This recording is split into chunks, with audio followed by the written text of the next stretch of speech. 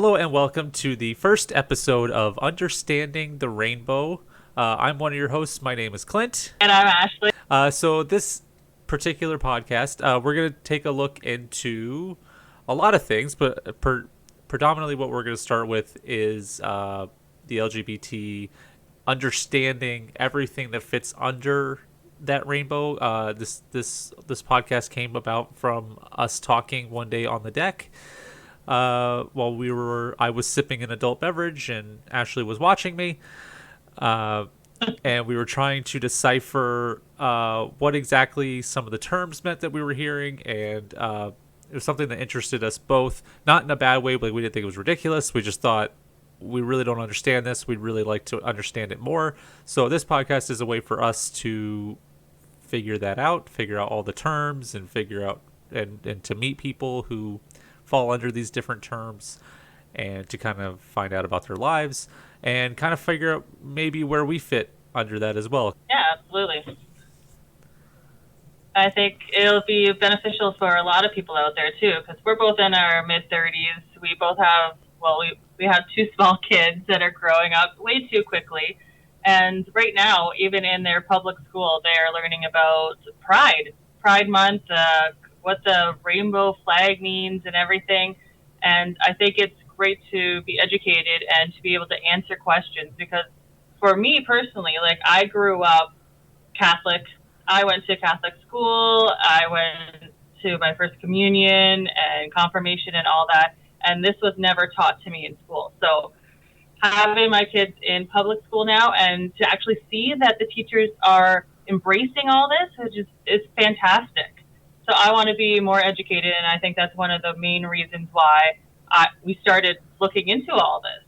Yeah, no, and I grew up in southern Florida, and I don't know. I didn't grow up not knowing anyone gay, but I didn't know anybody. I didn't know I knew anybody that was gay for the longest time until my best friend growing up came out to me.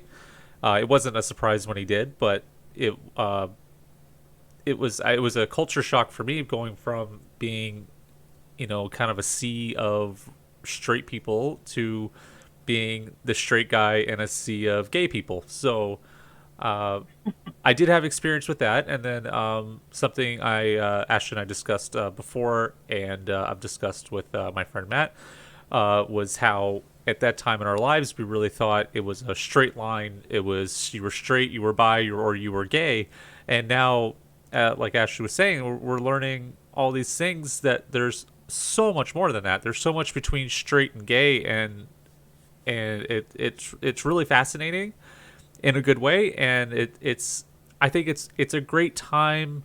Obviously, there's still a lot of social stigma around all that stuff that we're as a society still trying to shake off. But I think it's great that so many people are able to live their best life and to find what makes them happy and to live that way, as opposed to obviously 30, 40, 50 years ago and more, those people would have just shut their mouth and lived a life that they didn't feel they belonged in, and that's sad.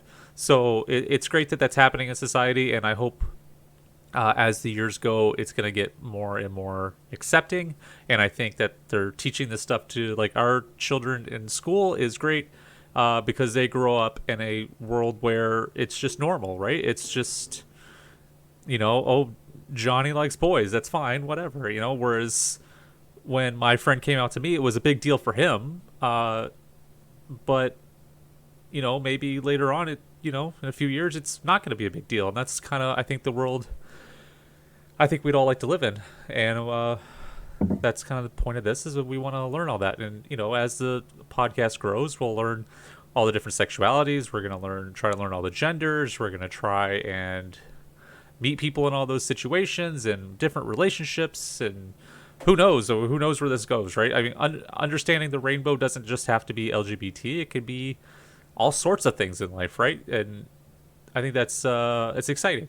Yeah, and I think one of the things that we need to do first is educate people on what the difference between sexuality and gender actually is, because some people think it's exactly the same thing, but by doing our research on our end, we found out that it's two complete things. And so, like, as of like just a brief description, I looked up gender and my husband looked up sexuality. So what I found for gender is that everyone has a gender identity, a feeling or sense of being male, female, or somewhere in between. Sometimes people's knee matches their bodies, and sometimes it doesn't. A person may be born with a penis and identify as a boy, or born with a vagina and identify as a girl. Now, this person has a gender identity that is called cisgender, or someone may be born with a penis and identify as a girl, or born with a vagina and identify as a boy. This person may have the gender identity that is called transgender. Now, gender expression is where you actually share your identity with the world. So that's through what the clothing you wear, the makeup you wear, how you talk, act, more. Now, a person's gender identity and gender expression can be different. Who someone is attracted to is sexual orientation, and that's what Clint will be talking about, is not related to gender identity and expression. Everyone has both a gender identity and a sexual orientation. Gender roles are the unspoken rules in our society that say how girls and women, as well as boys and men, are supposed to behave. Sometimes gender roles can be harmful if they keep people from being who they truly are. So for an example, when you think of boys or men, they're supposed to be tough and like sports. But actually that's keeping the boys from expressing feelings like kindness or doing something they might enjoy, like knitting. So when people grow older, they may experience the same thing, but they have a better understanding of what's going on. Now, the term gender is used to refer to someone who identifies as neither male nor female, both male and female, or a combination of different genders. Gender fluid, now we'll break all these down even more in future episodes, but this is just a brief explanation of different genders. So gender fluid is another identity that is similar to gender queer. Some people experience their gender as fluid. This means that they may feel a mix of masculine or feminine qualities, or feel more feminine sometimes or more masculine at other times. This is called gender fluidity. As they age, their gender expressions can be influenced by how someone feels inside, family expectations, of course, and society expectations. Now, gender roles are the social norms that dictate the type of behavior that is generally considered appropriate for people based on their actual gender. Now, as a parent, I know it is important that we recognize how harmful gender roles can be if we force them on young people. With all this in mind, we can support children in shaping attitudes about gender that encourage respect for many ways that people choose to identify and express themselves. I think it is also important to remember that people deserve to express themselves in ways that make them feel and to be respected no matter how they identify, look, or dress. Now, Clint, what did you find on sexuality? So on sexuality, kind of like you pointed out there, it is more or less who you're attracted to or who you're not attracted to in some cases. So sexuality is not about who you have sex with or how often you have it. Sexuality is about your sexual feelings, thoughts, attractions, and behaviors towards other people. You can find other people physically, sexually, or emotionally attractive, and all those things are part of your sexuality. Sexuality is diverse and personal, and it is an important part of who you are. Discovering your sexuality can be very liberating, exciting, and positive experience.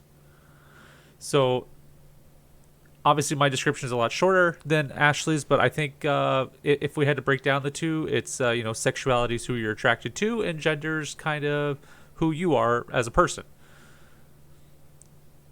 Right, who you identify. Right, and I think there's and you started to kind of, and you alluded to a little bit in yours, is that there's also sex versus gender, not sexuality, but sex itself. Like when most people think of sex, they think of male and female, and there's obviously a lot into that. And whenever we get to trans in our podcast, we'll obviously break that down a lot more. And I'm sure there's a lot of terms under trans. I know there's a lot, in a little bit of research I've done, there's asexual, and then there's a lot of terms that kind of umbrella under asexual. And I think that probably happens on down the line. Gay probably has several things under it, straight has several things under it, bi, lesbian, so on and so forth. And it was kind of described to me as not being a straight line, but kind of being a scatter plot where everybody's kind of all over the place. And but we're all, like I said, we're all under the rainbow here, metaphorically. I don't think anyone probably, or there's very few people out there who really just fit under the description of straight, 100% straight. Like there's probably some terms that we're going to come across on this podcast that we're both going to kind of go, yeah, okay, yeah, kind of fit under that a little bit, and that's fine. Like everyone's a little bit different. Nobody's 100% this or 100% that. It's for all, for all we know, you're 45 this, you're 25 this, you're whatever. And sometimes for some people it depends on the day, kind of like you talked about with gender fluid, right? Maybe today you feel male, maybe tomorrow you feel female, maybe who knows. I mean, we don't know, and that's kind of part of the excitement of this podcast is we don't know. Right? And that's what we want to find out. And so, like, in saying that, there are going to be times out here that me in particular, I'll probably put my foot in my mouth, and it's never on purpose. I'm never trying to upset anybody. I'm not setting out to upset anybody, I promise. I'm going to say things that are stupid. Bear with me. Just correct me. Don't yell at me. I'm not trying to. I am accepting of everybody, and I want to be even more accepting, and I think Ashley feels the same way. Yeah, absolutely. I am more of a question person. So when I don't understand anything or something, I ask a lot of questions. And I may sound stupid by asking these questions, but it's the way I learn. And so, like, if there's something in one of the genders or the sexuality that I don't understand, like, I would love to be able to talk to someone who is experiencing that or has gone through that or is that. Like, so that's why we want to encourage our listeners to either email us or send us a message on Twitter, and we would love to have you on this show as well. Yeah, absolutely. I think the more people you meet who fall under these different umbrellas, the more accepting and the more understanding you become, especially when you hear these people's stories. And I would love for us to be a vessel for that information to get out. One of the things you touched on there, and this is obviously our second time trying to record this episode, but we talked about it before, what was the gender roles and how society can shape that and in a way kind of hurt development and people. Like I know for me personally, like we discussed last time, although nobody's going to hear it until now, was when I played baseball. When I was a kid, I played baseball from about 4 years old until I was about 13. And whenever I struck out, I would cry. And I remember I'd always kind of look up in the stands, and I always felt like everybody was ashamed of me. So I would cry more because they're ashamed of me for crying. And it's sad that, I think from an early age, you understand that boys aren't supposed to do that. Boys aren't supposed to show emotion unless it's anger, really. But you're not supposed to show sadness. It's considered weakness. And I know just firsthand from being a boy, obviously, that on that end. And I know for girls, obviously, you have a lot going on your end with how society, magazines and stuff like that, and how they portray women, and how you feel that you have to live up to these things, and how hard that can be. I think we see that a little bit with our daughter for sure already at 7, almost 8 years old. She watches a lot of YouTube, and then she tends to mimic those people, and it's not always a good thing. Yeah, absolutely. Like, society has had a huge role in my my life, and even the family influences. Like growing up, like I was always a plus size child, and I was always compared to someone else who's skinny and tall and blonde and smart, and I they expected me to be that. And even going through like magazines, even nowadays, like you still see like size 0 or double 0 models. I'm like, those ads where you see the plus size, you see the real models, like those ones I love, and I will go out just out of my way to purchase that product just because they actually use real women. Like you walk down the street, you don't see a lot of people that are double zeros walking around. You see moms with stretch marks and loose skin and plus size, or I don't even know. Like no one is this perfect model that society actually makes us or force us to be as even as a young age. Like my daughter watches like Clint said, like a lot of YouTube, a lot of music videos and stuff like that, and I worry for her because I want her to love her for herself. I don't want her to be comparing herself to anyone else, which is hard to do. And it's hard for her to actually understand that when she is watching TV or looking through books and everything, and this is what she sees. Right. And the same thing goes for our son, obviously, where we want him to express his emotions and to cry when he needs to cry, and to understand that it's okay. It's important also as parents to be able to sit down and have that conversation with your child, and ask the questions like, what do you see there? Do you think that's okay? And stuff like that. And this isn't a parenting show, and by all means, I am not a perfect parent in any stretch of the imagination. Getting into this, I think we just really want to understand the world better for them as well, and be able to explain it to them better when they start asking us questions. Yeah, absolutely. Like, even if they come up to us one day and be like, "Mom, Dad, like I feel this way, or I've been doing this, or is there something wrong with me because I like this person or that person?" Like, I want to be able to explain to them, like, no, there's absolutely nothing wrong with you. Like, it's perfectly normal.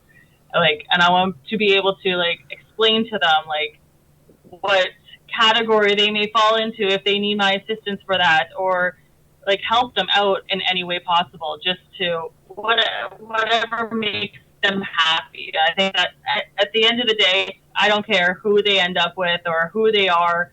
I want them to be happy. Yes, absolutely. And yeah, no, I mean, and you never know whether or not your child's going to be the one to come up and be like, "Hey, mom, dad, I'm gay," or "I'm trans," or whatever. And I think us as parents, and how much we love our kids, I'm going to love my kids whether they live the prototypical,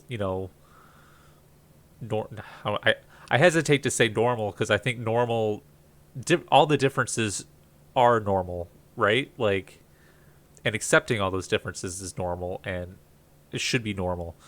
But I would say the prototypical cisgender, in straight lifestyle, right? Like if my son comes up to me and says, "Hey, Dad, I like boys," I want to be able to put my arm around him and say that's okay, and or same with my daughter. If she comes up and says, "Hey, I want to be a boy," I want to be able to be like, that's your choice, and if that makes you happy, you're always going to be my baby.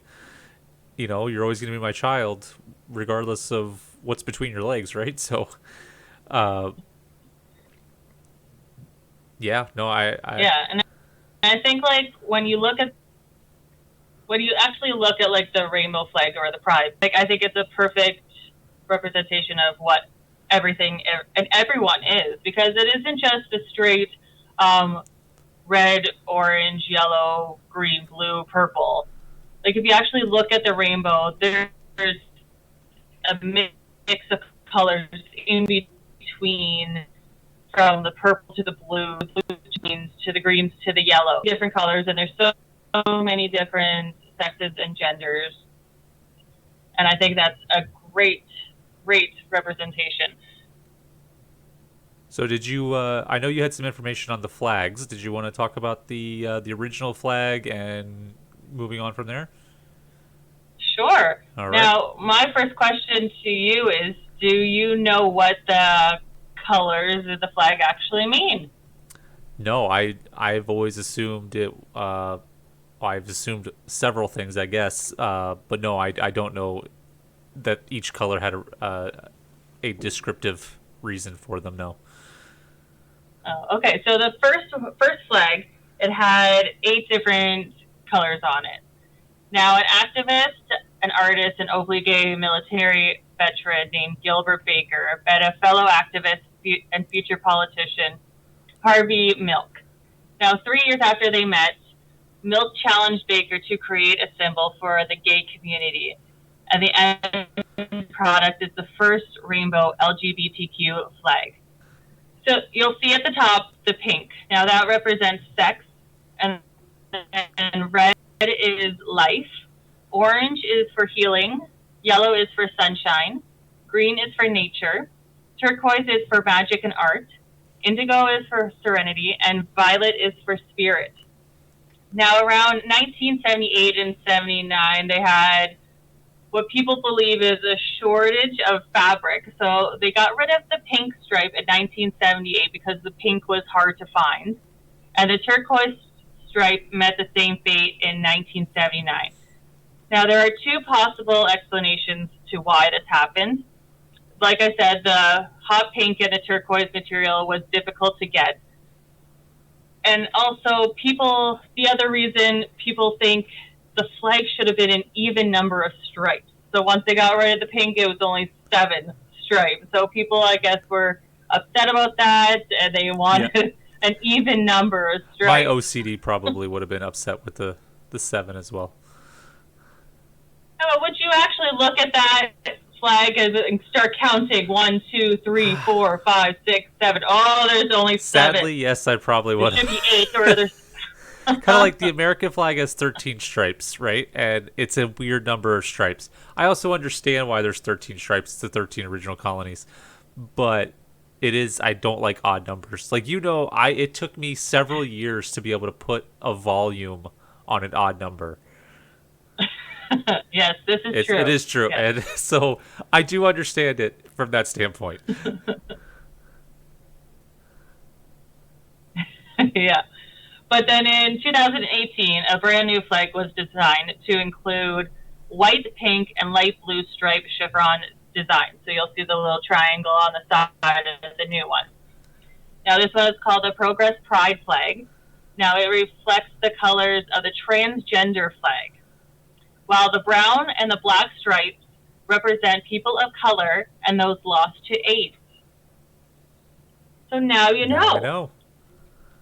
Very interesting. And that's why we use the progress flag as part of our logo. It's the most recent one and it's Yes. the most inclusive.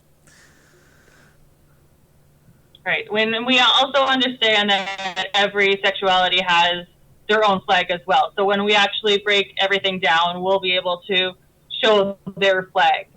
Like our very first topic is going to be, I believe we chose lesbians. Yes. So on hopefully future episodes, we'll actually have a live early in the week where we choose the sexuality we're gonna research and then record later in the week. Yes. Yes. And the main reason why we want to update everyone on what sexuality we're going to do next is if anyone does want to reach out to us and be on the show or ask questions or let us ask you questions, we appreciate that. So we'll give you like a good week of 5 days just to reach out to us. Clint will put in the description our email address and our Twitter handle. Yeah, and You also can reach us out there. the Twitter handle is right there underneath Ashley's picture or her camera, right there. Yep, she's pointing directly at it. At Under Rainbow Pod, she will reach out on Twitter and see if there's anyone willing to come on and be interviewed or to talk about it, and then we can record that while we're doing in the middle of our podcast, and that would be a lot of fun. I think for us and hopefully for everybody else listening. Yeah, absolutely. So I think that's all we have for the introduction episode. Yeah, I think we covered the basics, so now we know what the difference between gender and sexuality was. We broke down what the flag actually meant, Right? and so now we can move on to our first Right? topic, which is lesbians. Lesbians.